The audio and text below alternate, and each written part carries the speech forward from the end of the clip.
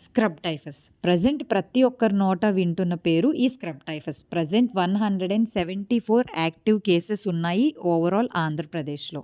130 cases ఎక్కువగా విశాఖపట్నం, శ్రీకాకుళం, ఇంకా విజయనగరంలో ఉన్నాయి. ప్రతి ఒక్కరూ తెలుసుకోవాల్సిందేంటంటే చాలామంది దీన్ని టైఫాయిడ్ ఫీవర్‌తో కంపేర్ చేస్తున్నారు. సో, టైఫాయిడ్ ఫీవర్ అనేది సాల్మొనెల్లా టైఫే అనే ఒక బ్యాక్టీరియా. ఇది అన్‌హైజీన్ వల్ల స్ప్రెడ్ అవుతూ ఉంటుంది. ఇది contaminated through person to person కూడా స్ప్రెడ్ అయ్యే ఛాన్సెస్ ఉంటాయి. సో, ఈ స్క్రబ్ టైఫస్ అనేది అలా కాదు. ఇది ఒక స్మాల్ ఇన్సెక్ట్ చిగర్ బైట్ చేయటం వల్ల ఈ టైఫస్ అనేది స్ప్రెడ్ అవుతూ ఉంటుంది.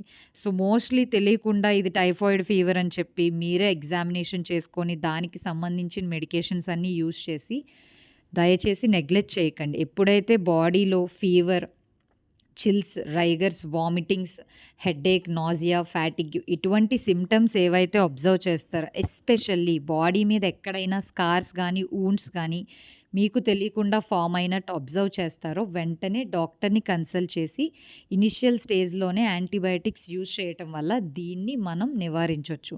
చాలామంది నార్మల్ ఫీవర్ అని చెప్పి నెగ్లెక్ట్ చేయటం వల్ల at end stage it may also leads to death.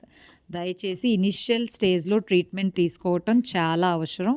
ప్రతి ఒక్కరూ మీ ఫ్రెండ్స్ ఇంకా ఫ్యామిలీ మెంబర్స్‌కి ఈ విషయాన్ని అవేర్‌నెస్ క్రియేట్ చేయండి. సో, టైఫాయిడ్ ఫీవర్ ఇంకా స్క్రబ్ టైఫస్ 2 ఒకటి కాదు. ఇన్సెక్ట్స్ ఏవైనా బైట్ చేస్తే వెంటనే దాన్ని ఎగ్జామిన్ చేసి డాక్టర్ దగ్గరికి వెళ్లి కన్సల్ట్ చేయటం చాలా నెసెసరీ. సో, స్క్రబ్ టైఫస్‌ని నెగ్లెక్ట్ చేయాల్సిన పనేమీ లేదు. మోస్ట్‌లీ కేసెస్ అనేవి ఎక్కువగా స్ప్రెడ్ అవుతున్నాయి. సిన్స్ 1930 నుంచి కూడా ఈ స్క్రబ్ టైఫస్ అనేది ఉంది. ప్రెజెంట్ ఇప్పుడు ఇది ఎక్కువగా స్ప్రెడ్ అవుతుంది. సో, చుట్టుపక్కల ఉన్న పరిసరాల్లో పెస్ట్ కంట్రోల్ అనేది కూడా చేస్తూ ఉండండి. ఇటువంటి ఇన్సెక్ట్స్ నుంచి నివారించండి. This is Chandrika sign